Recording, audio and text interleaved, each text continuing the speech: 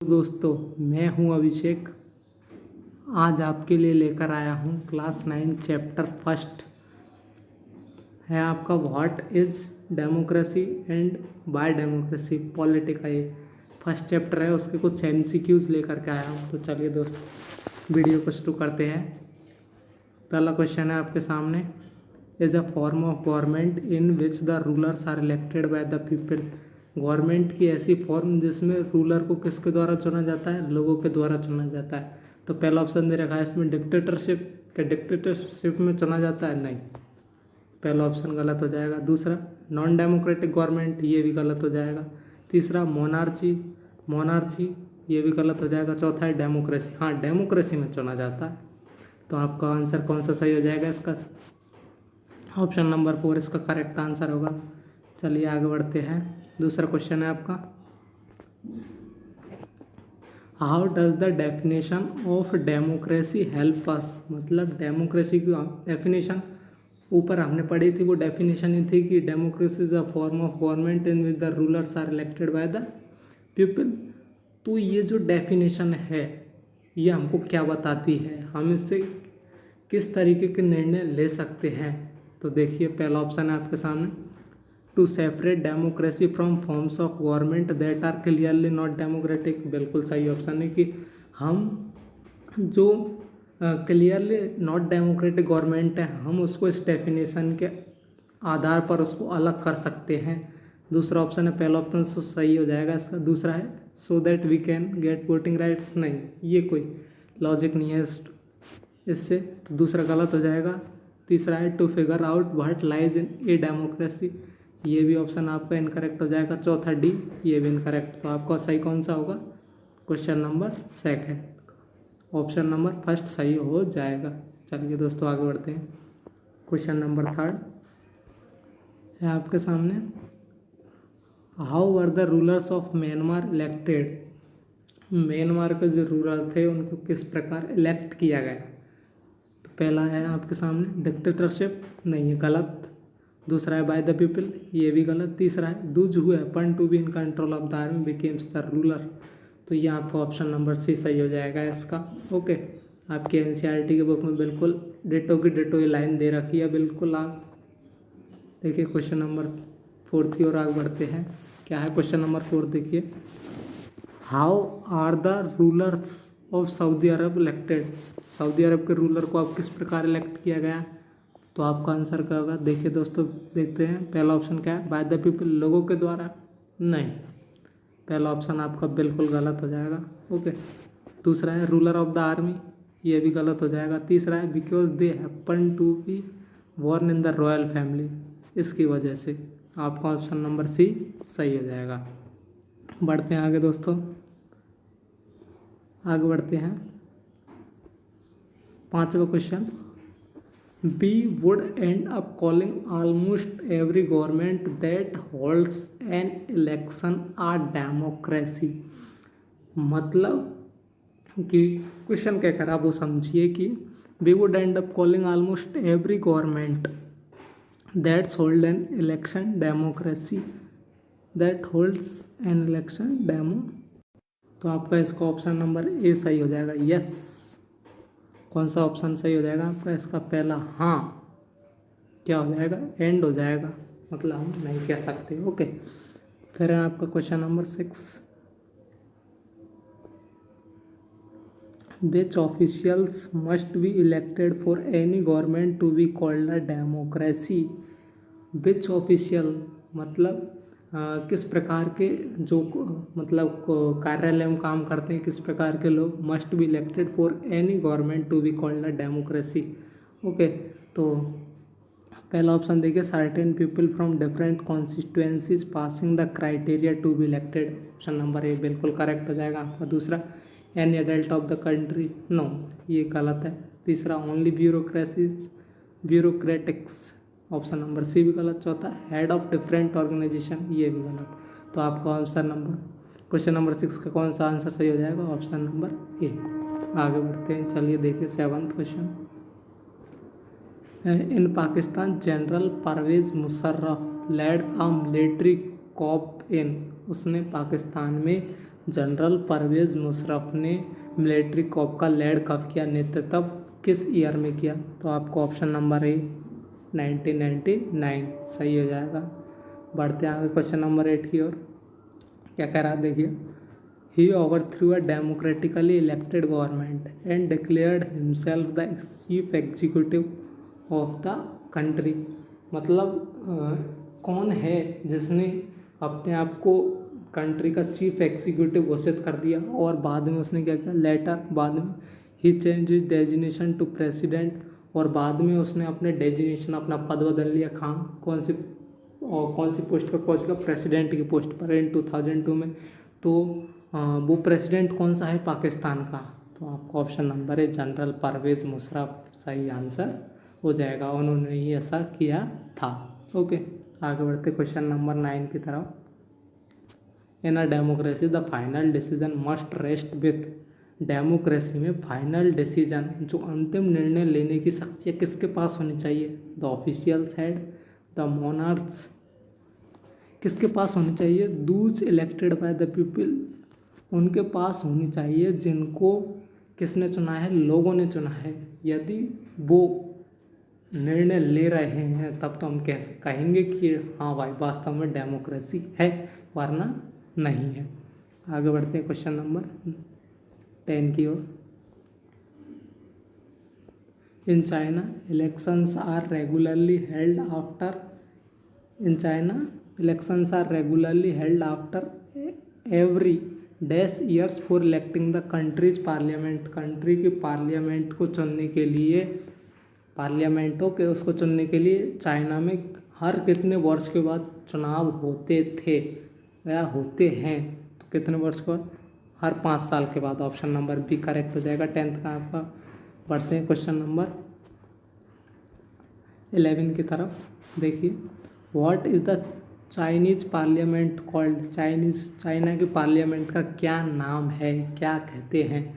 तो दो नाम है एक उसके, एक तो है क्वेंगो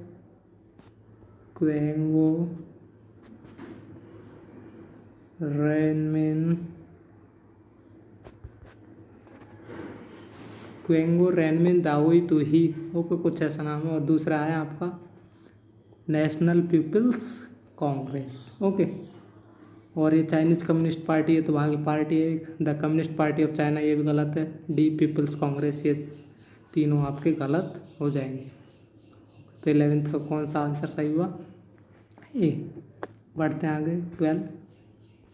it has nearly dash members elected from all over China. जो चाइना की पार्लियामेंट में है कौन सी है? एक तो क्वेंगो रेनमिन दाओई तुही और दूसरी है नेशनल पीपल्स कांग्रेस, उसका दूसरा नाम है पार्लियामेंट का। ओके, तो इसमें ऑल ओवर चाइना से कितने लोग बैठते हैं? तो आपका ऑप्शन नंबर बी 3000 लोग बैठते हैं। ओके, ये ऑप्शन 2000 रॉन्ग है, 2500 भी रॉन्ग है, 3500 भी रॉन्ग है। आपका ऑप्शन नंबर बी 3000 सही हो जाएगा। ओके, बढ़ते क्वेश्चन नंबर 13 की तरफ। When did Mexico become independent. Mexico को आज़ादी कब मिली? मैक्सिको या फिर इंडिपेंडेंट कब हुआ? ओके, तो ये आपका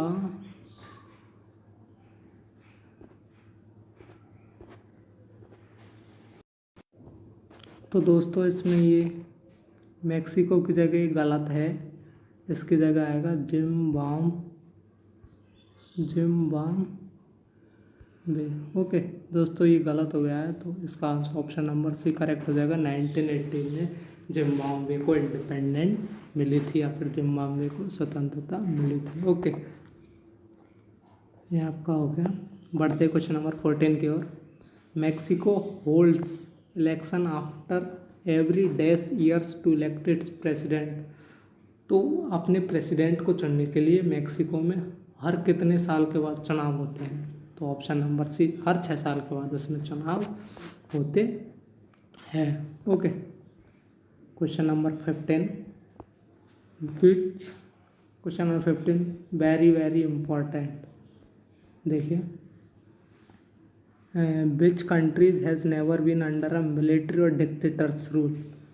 तो बिल्कुल आपकी एनसीईआरटी की बुक की लाइन में लिखा हुआ है बिल्कुल। ओके, तो इसका आंसर हो जाएगा मैक्सिको। बिल्कुल, हम और नहीं लगा सकते, क्यों सी भी नहीं लगा सकते, कि हमको अकॉर्डिंग टू बुक चलना होगा। तो अकॉर्डिंग टू बुक इसका आंसर कौन सा हो जाएगा? B, Mexico. कौन सा सही हो जाएगा? मैक्सिको। ओके, बढ़ते हैं आगे। Question number 16। Until 2015 in Saudi Arabia women did not have the right to vote. तो दोस्तों देखिए यहाँ गड़बड़ हो गई है कि ये 2015 की जगह क्या आएगा?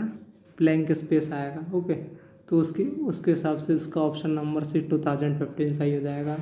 ओके, बढ़ते हैं क्वेश्चन नंबर 17 की ओर। Estonia has made its citizens rule in such a way that people belonging to Russian minority find it's difficult to get. Option number इधर रखा था इकोनॉमिक राइट्स, बिल्कुल सही। दूसरा है द राइट टू वोट, बिल्कुल सही। तीसरा राइट टू वुमेन्स वोट, सी भी सही। तो इसका आंसर ऑप्शन नंबर कौन सा सही हो जाए? डी सही हो जाएगा। ओके, 17 का ऑप्शन नंबर डी करेक्ट होगा। बढ़ते क्वेश्चन नंबर 18 की तरफ। In a democracy each adult citizen must have. Democracy में each adult citizen must have, प्रत्येक के पास होना चाहिए, मस्ट हैव वन वोट। दूसरा है each vote must have one value. Option number ए भी करेक्ट होगा, आपका बी भी करेक्ट होगा। तो इसका option number C both A and B correct हो जाएंगे। तो दोस्तों इतना ही आज के लिए। नंबर 19 की तरफ। Zimbabwe attend independence from white minority rule and. तो दोस्तों पहली बात तो वाइट माइनॉरिटी कौन थे? ब्रिटेन के लोग, ब्रिटेन के लोग। ओके ओके, तो जिम्बाब्वे को वाइट माइनॉरिटी से आज़ादी कब मिली? ऑप्शन नंबर है 1980 में मिली थी। बढ़ते क्वेश्चन नंबर 20 की ओर। दोस्तों क्वेश्चन नंबर 20 में थोड़े सा करेक्शन है, आप कर लीजिएगा कि ये रॉबर्ट मुगाबे लिख रहा है, इसकी जगह ब्लैंक स्पेस आएगा। ओके, तो पढ़ते क्वेश्चन नंबर 20 को। जिम्बाब्वेज लीडर, जिम्बाब्वे के leader dash ruled the country since independence.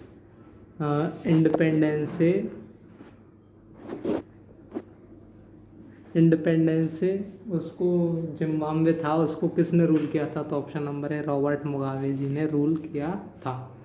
बढ़ते हैं क्वेश्चन नंबर 21 की ओर।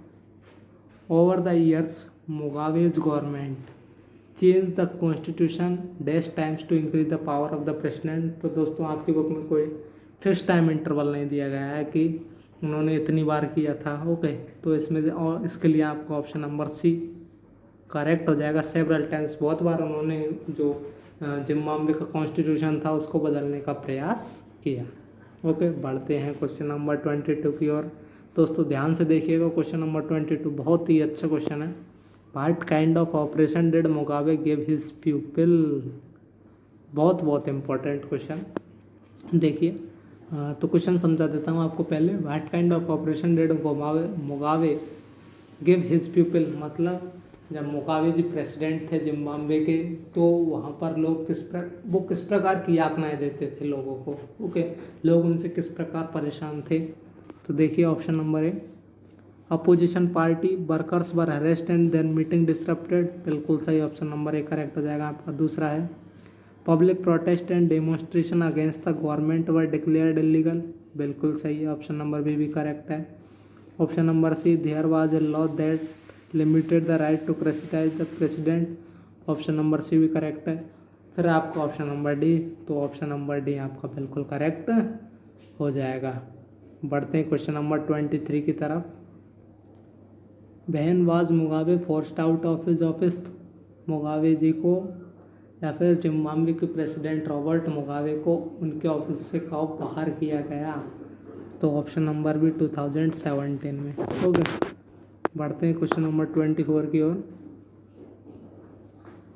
What requirements to the people of state need before election.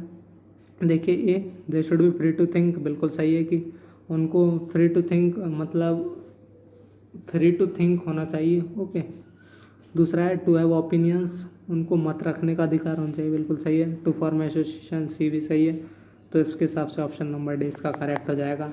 Okay, इस प्रकार के लोगों को वो चाहिए।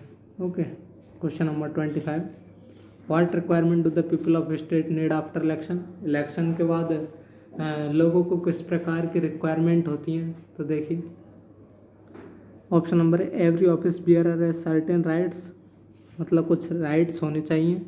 ओके, एंड रेस्पॉन्सिबिलिटीज, कुछ जिम्मेदारी जो होनी चाहिए जो किसके द्वारा असाइन की गई कॉन्स्टिट्यूशन एंड द लॉ के द्वारा। ओके, ऑप्शन नंबर बी है टू रेस्पेक्ट सम, तो पहला ऑप्शन भी करेक्ट हो जाएगा। ऑप्शन नंबर बी है to respect some guarantees to the minorities, बिल्कुल सही।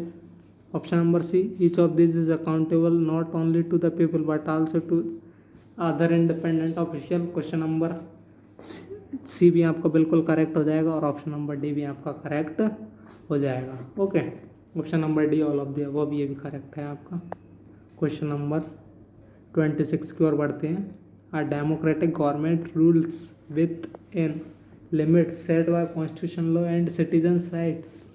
ट्रू, बिल्कुल सही है कि जो डेमोक्रेटिक गवर्नमेंट होती है वो सीमाओं में रहकर काम करती है जो कि कॉन्स्टिट्यूशन लॉ और सिटीजन्स राइट के द्वारा तय किए होते हैं। Okay, question number 27, which is true of democracy, मतलब डेमोक्रेसी के फेवर में कौन सा है इनमें से, तो by the people for the people. Okay, दूसरा है leaders keep changing in a democracy this leads to instability, तो ये आपका गलत हो जाएगा, ये फेवर में नहीं है डेमोक्रेसी का। तीसरा है democracy is allowed political competition and power play, ये भी गलत है। ओके, ऑप्शन नंबर डी है आपका elected leaders do not know the best interest of the people, ये भी गलत है। तो आपका ऑप्शन नंबर ए सही हो जाएगा, bye the people for the people. Okay, बढ़ते क्वेश्चन नंबर 28 की तरफ। सॉरी दोस्तों, China's famine of dash was the worst recorded famine in the world history, तो चाइना में फेमाइन कब से कब तक पड़ा, तो आपका ऑप्शन नंबर बी 1958 से 61 तक पड़ा, 3 साल के लिए उसमें फेमाइन पड़ा। ओके दोस्तों, पढ़ते हैं क्वेश्चन नंबर 29 की ओर। Democracy is based on, democracy किस पर बेस्ड है, हमारी डेमोक्रेसी या फिर जो होल वर्ल्ड में डेमोक्रेसी वो किस पर बेस्ड है। Discussion and meetings are amongst few, तो ऑप्शन नंबर ए गलत हो जाएगा। डिस्कशन एंड, पूरी डेमोक्रेसी डिस्कशन और मीटिंग्स पर ही तो बेस्ड है, तो इसमें तो बोल रहा है कि नहीं है, मतलब है तो सही। ऑप्शन ये कह रहा है कि है तो सही लेकिन थोड़े बहुत है, तो ऑप्शन नंबर ए गलत। दूसरा है discussion and meeting occur when a number of people पट देयर हेड्स टुगेदर, बिल्कुल सही, ऑप्शन नंबर बी करेक्ट हो जाएगा। तीसरा है नो डिस्कशन, ये गलत है, ऑप्शन नंबर सी डी है unruly crowded meetings with no formal decision, option number D भी गलत हो जाएगा। तो 29 का ऑप्शन नंबर बी करेक्ट हो जाएगा। बढ़ते क्वेश्चन नंबर 30 की ओर। Democracy is better than other forms of government because it allow change, ये परिवर्तन चाहती है। ओके, दूसरा है एलोज वोटिंग। तीसरा है एलोज राइट टू ओपिनियन, अपना मत रखने का अधिकार होता है डेमोक्रेसी में, इसलिए अच्छी अदर फॉर्म ऑफ गवर्नमेंट से। या फिर चौथा है it allows us to correct its own mistake, option number D आपका करेक्ट हो जाएगा। क्यों? क्योंकि यदि हम डेमोक्रेसी में यदि हमसे कोई गलती हो जाती है तो हमारे पास मौका होता है उसको सुधारने के लिए, इसकी वजह से आपका क्वेश्चन नंबर 30 का ऑप्शन नंबर डी करेक्ट हो जाएगा। दोस्तों, अभी तक आपने हमारे चैनल JBCC को सब्सक्राइब नहीं किया तो जाकर उसे जल्दी से सब्सक्राइब कीजिए और हमारे चैनल को ज़्यादा से ज़्यादा शेयर कीजिए। तो दोस्त, मैं अलविदा लेता हूँ, आज के लिए इतना ही। अगले चैप्टर में मैं सेकंड चैप्टर की MCQs आपके लिए लेकर आऊँगा, तब तक के लिए थैंक यू।